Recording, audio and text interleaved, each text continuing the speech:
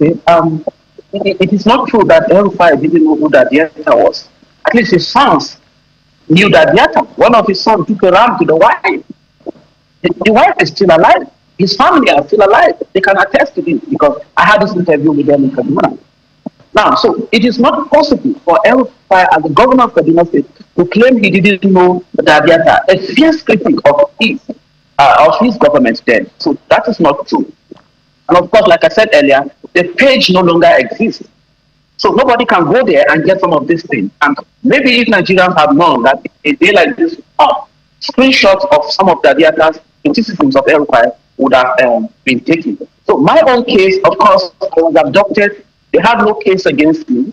They kept me in prison for 6 months, 162 days to be precise. And then we went to court. They kept telling the judge that while I've been in detention, I've been writing articles criticizing El-Rufai's government. And I was wondering, is criticism even a crime? Eventually, they came to court one day and the judge said, do you have evidence to these articles he has been writing in detention?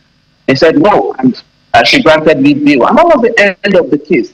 These cases are cooked up not to prosecute, but to persecute. And that is why the moment you make bail, the case died a natural death.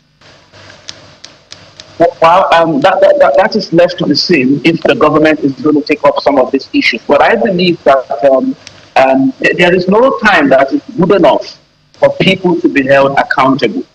Accountability is very important in leadership.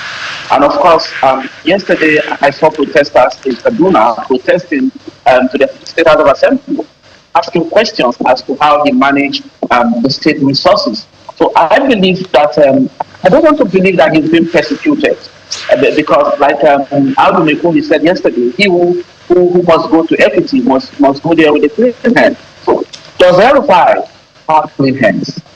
How has he fared as a governor for 8 years? So these are the issues. So as to whether the government is going to do the needful to ensure prosecution and not persecution, I don't believe he should be persecuted, even though he persecuted some of us.